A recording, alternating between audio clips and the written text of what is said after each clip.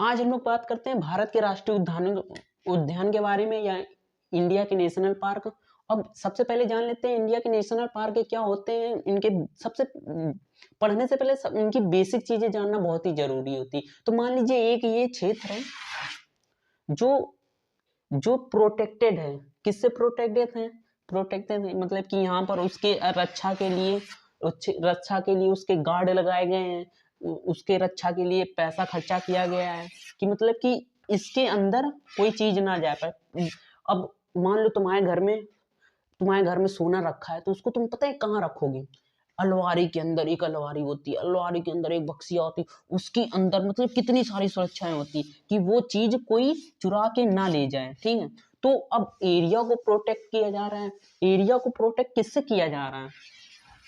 Area को मतलब कि किससे प्रोटेक्ट किया जा रहा है? तो एरिया को प्रोटेक्ट किससे किया जाएगा? मतलब उस क्षेत्र को बचाने के लिए, उस क्षेत्र में जो कीमती चीजें हैं, अब सबसे कीमती चीजें अपना नेचर ही। अब किसी भी नेचर है, हमारे जानवर हैं, हमारे जीव जंतु हैं, तो उसको बचाने के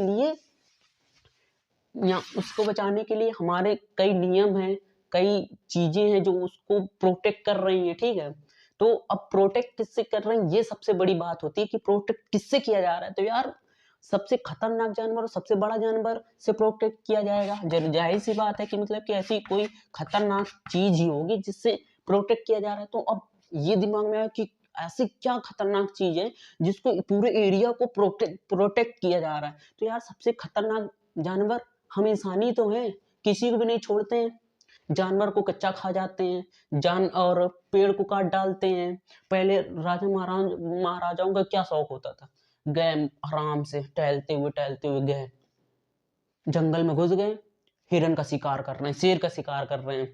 बाप का राज था, कोई नियम नहीं था, कोई कानून नहीं था। गए मार लाए, अब मारो जाके, उल्टा लटका के इतना मारेंगे ना गार्ड, कुछ कहने को नहीं।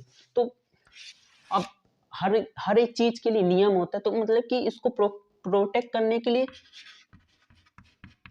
सेक्शन 35(4) एक्ट 1972 के द्वारा प्रोटेक्ट किया जाता है। अब ये सेक्शन 35(4) एक्ट 1972 क्या है? अब इसको जानने के लिए सबसे पहले मतलब कि आप ये सिंपल भाषा में समझिए। अगर मान लो कोई चोरी करता है तो उसके लिए अलग दंड है, ठीक है। मान लो कोई मतलब किसी को घूर के देख रहा है या किसी को छोड़ रहा है तो उसके लिए, छेड़ रहा है तो उसके लिए अलग दंड है। तो उसको लिए अगर कोई भी इंसान इस एरिया में जबरदस्ती एंटर करता है, बिना परमिशन के इंटर करता है, तो उसको मतलब कि गार्ड पटक के मारते हैं या लॉकअप में बंद कर देते हैं कि इसमें कैसे तुम घुस गए। अब पहले के लोग तो आराम से गए, आज मेरा मन है कि आज हम जाएंगे जंगल से लकड़ियां काटेंगे, आज मेरा मन है जाएंगे हम एक हिरन को मारेंगे। अब आओ बेटा, बिछा के इतना पेले जाओगे, कुछ कहने को नहीं, ठीक है। तो हम लोग सेक्शन 35(4) और एक्ट 1972 तो समझ गए क्या है। और मतलब कि इसको बनाने से पहले हमारे देश में सिर्फ 4 नेशनल पार्क थे, अब 104 नेशनल पार्क हैं। तो ऐसा इसमें क्या था, मतलब कि ऐसे कानून में क्या था कि मतलब कि 4 से 104 अचानक हो गए? तो एक संस्था है, क्या संस्था है? IUCN संस्था है, जो मतलब कि जितने नेशनल पार्क होते हैं जिस राज्य में या किसी भी देश में, तो ये फंडिंग करता है हमारे नेचर को बचाने के लिए, हमारे जीव जंतु को बचाने के लिए, हमारे जानवरों को बचाने के लिए एक संस्था है। इसका फुल फॉर्म क्या होता है? इसका फुल फॉर्म होता है international union for conservation of nature. मतलब कि हमारी प्रकृति को बचाने के लिए। इतना प्रकृति का दोहन हो रहा है, कुछ कहने को नहीं। और हमारी केंद्र सरकार भी उन राज्यों को मतलब कि फंडिंग करती है। जैसे किसी देश में कितने नेशनल पार्क हैं तो उतना ही उनको रुपए मिलता है। जाहिर सी बात है, अगर किसी को फायदा नहीं होगा तो क्यों बनाएगा, क्यों वो नेचर को बचाएगा? हम भी कारखाने खोलेंगे, हम भी अपना विकास करेंगे, तो ऐसा कोई नहीं करेगा। तो ये संस्था इनको फंडिंग देती और इसका मुख्यालय स्विट्जरलैंड में। और हमारा देश भी केंद्र सरकार भी हम जितने राज्यों में नेशनल पार्क होते हैं उन लोगों को फंडिंग देती है, ठीक, उन लोगों को रुपए देता है, तभी तो 4 से 104 हो गए हैं। नहीं तो ऐसा कोई पागल तो है नहीं कि फर्जी में हम उतने बड़े एरिया को प्रोटेक्ट करें, उतनी सेना लगाएं, उतने गार्ड लगाएं, फर्जी का खर्चा करें, ऐसा तो हो नहीं सकता है ना। तो हमारे राज्य की और हमारे केंद्र सरकार की जिम्मेदारी है उस क्षेत्र का प्रोटेक्ट करना। तो सबसे और राष्ट्रीय उद्यान में मतलब कि सबसे पहला राष्ट्रीय उद्यान कौन सा है, सबसे बड़ा राष्ट्रीय उद्यान कौन सा है, किस स्टेट में सबसे ज्यादा राष्ट्रीय उद्यान है, ये सब जानेंगे। तो सबसे जो बड़ा राष्ट्रीय उद्यान हेमिस नेशनल पार्क है, जो कि लद्दाख में पड़ता है, लद्दाख में पड़ता है। और सबसे ज्यादा नेशनल पार्क कहाँ है, सबसे ज्यादा नेशनल पार्क इस एरिया में, कहाँ, मध्य प्रदेश साइड में सबसे ज्यादा नेशनल पार्क है, ठीक है। और ये जानेंगे सबसे पहला नेशनल पार्क कौन था, तो जिम कॉर्बेट उत्तराखंड में पड़ता है, जिम कॉर्बेट जो सबसे पहला नेशनल पार्क है। तो आज हम लोग जम्मू कश्मीर नेशनल पार्क की बात करेंगे कि जम्मू कश्मीर में कितने नेशनल पार्क हैं, कि कौन कौन से मेन हैं जो एग्जाम पॉइंट ऑफ व्यू से बहुत इंपॉर्टेंट है। तो हम लोग सबसे पहले जम्मू कश्मीर की बात करते हैं, जम्मू एंड कश्मीर। जम्मू कश्मीर में चार पांच है नेशनल पार्क जो बहुत इंपॉर्टेंट। कौन कौन से, सलीम, हेमिस, हेमिस पड़ता तो लद्दाख में, पर हम लोग जम्मू कश्मीर में पढ़ ले रहे हैं, पड़ता लद्दाख में, इधर साइड पड़ता है, ठीक है। तीसरा है किश्तवाड़,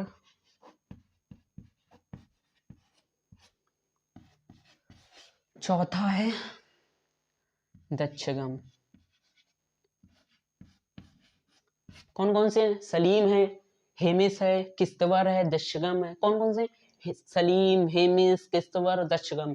अब इनको याद कैसे करें, इनको याद बता तो दिया, अब याद कैसे करें, चलिए याद कर लेते हैं। अब जम्मू कश्मीर में पहाड़ी इलाका है, क्या, पहाड़ी इलाका है, बहुत सारे पहाड़ हैं, बर्फ गिरती है, तो ये पहाड़ी इलाका है जम्मू कश्मीर, ठीक है।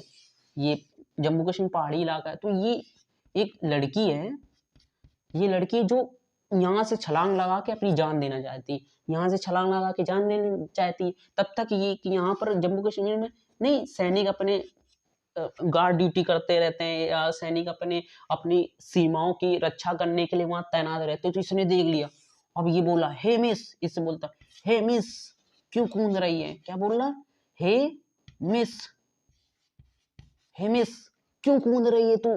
तो कहती मैं कूदूंगी, मुझे बहुत ही गम है। क्या कहती, मैं कूदूंगी, मुझे बहुत ही गम है, वो वाला गम भैया, आशिकों वाला गम। कहती, तो ये बोलता है कि क्या गम है तुम्हें, आओ पहले समझाओ, हम लोग एक बार तुम्हारा जो गम है वो तो कम से कम सुन ले। तो कहती नहीं नहीं, मैं मरूंगी, अच्छा मैं बता दे रही हूँ, पर मैं मरूंगी, ठीक है। तो कहती ठीक है तुम मर लेना, पहले हमें बता तो दो किस कारण से मर रही, ठीक है। तो ये विचार, अब उससे ये तो नहीं कह सकता है कि नहीं नहीं नहीं मरने देंगे, क्योंकि इतनी दूर है, ठीक है। तो कहते पहले शांति में हमें बताओ बात क्या, ठीक है। तो ये आए, कहती है मेरा बाप बहुत पियक्कड़ है, उसने इतना पी के, दारू पी के इतना कर्ज ले लिया, इतना कर्ज ले लिया कि मैं उसकी किस्त भर भर के पगला गई हूँ। मतलब कि मेरा बाप इतना पियक्कड़ है कि मैं उसकी किस्त भर भर के पगला गई हूँ। कहती, ये कहता है बस बकलोल कहेंगे, इतना ही, इतनी ही बात थी। और हमें देख लो, -40 डिग्री टेम्परेचर में यहाँ पर गश्त लगा रहे, किसके लिए लगा रहे, अपने मम्मी पापा के लिए तो लगा रहे, उनके लिए तो कमा रहे। मैं लड़का हूँ, तो ऐसा तो नहीं कि सिर्फ हम ही ने ठेका लिया है, तुम्हारी भी कुछ जिम्मेदारी है। तुम्हारे पापा अपनी, पहले तो अपने पापा की आदत सुधारो, धीमे धीमे, एक साथ तो नहीं जाएगी, धीमे सुधारो।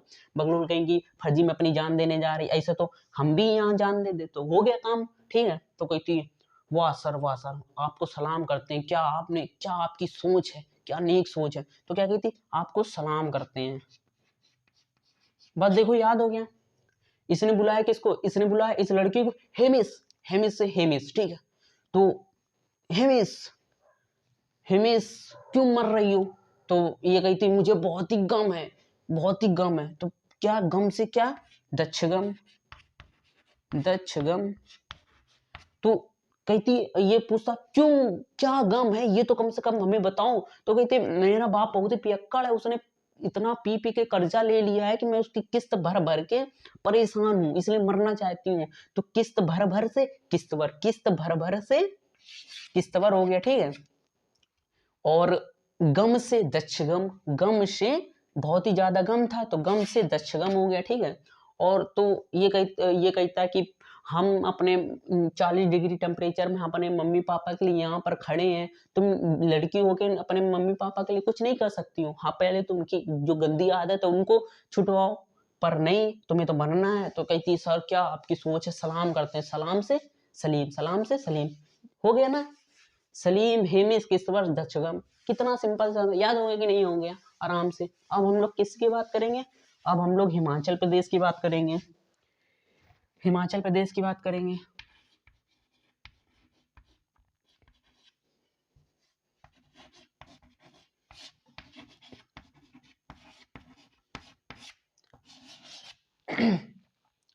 तो सबसे पहले जानेंगे हिमाचल प्रदेश पड़ता कहाँ है। सबसे पहले जानेंगे क्या, हिमाचल प्रदेश कहाँ पड़ता है भारत के मैप पर। तो भारत के मैप पर ये हिमाचल प्रदेश पड़ता है, ये वाला क्षेत्र जो है ना वो हिमाचल प्रदेश का क्षेत्र है, ठीक है।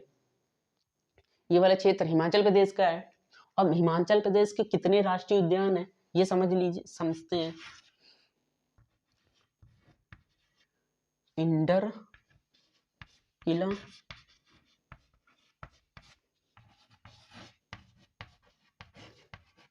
खीर गंगा,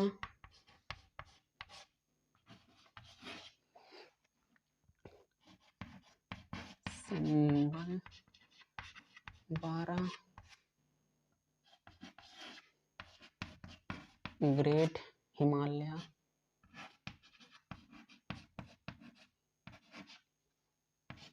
ग्रेट हिमालय,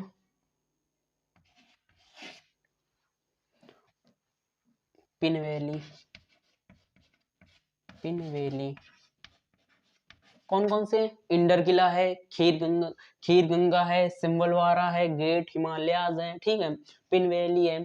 एक बारी और पढ़ लेते हैं, Inderkilla, Kheer Ganga, Simbalwara, great Himalayas, Pin valley. अब इनको याद कैसे करते हैं, और याद कैसे करते हैं तो समझ ली, ये क्या है, ये मेरा, ये चिंटू है, ये चिंटू की मम्मी है। कौन है, ये चिंटू की मम्मी। तो चिंटू अपनी मम्मी से क्या कह रहा, माँ चल, माँ चल, माँ चल से हिमाचल, माँ चल से हिमाचल। कहते माँ चल, तो माँ पूछती कहाँ चले बउआ, कहाँ चले। तो कहती माँ, ये कहता माँ किला के अंदर चलो, किला के अंदर चलो। किसके, माँ किला के अंदर चलो।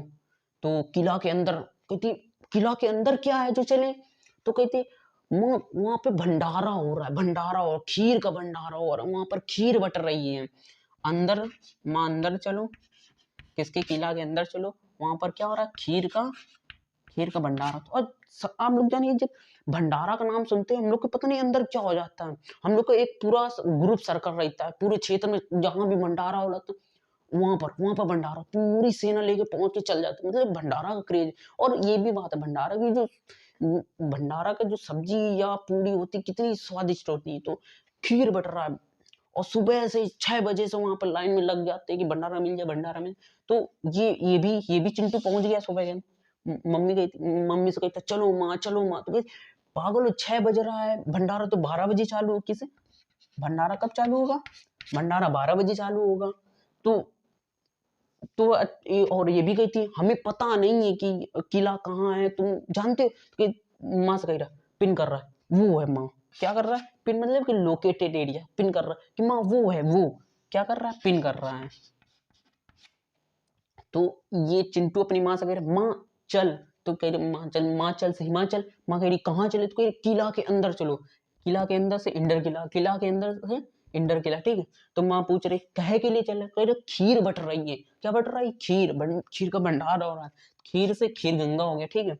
तो माँ कह रही अभी नहीं बट रहा है, 12 बजे 12 बजे बटेगा। तो 12 से सिंबल वारा, सिंबल वारा, 12 से सिंबल वारा, ठीक है। तो माँ कह रही हाँ, और हमें पता भी नहीं है कि किला कहाँ है। तो ये पिन कर रहा है, ये कि यहाँ पर है, यहाँ मम्मी, यहाँ पर है मम्मी, मम्मी यहाँ पर है। तो पिन से पिन वैली, और ग्रेट हिमालय से हिमाचल से ग्रेट हिमालय। याद हो गया, सिंपल से। अब हम लोग पढ़ेंगे उत्तराखंड की,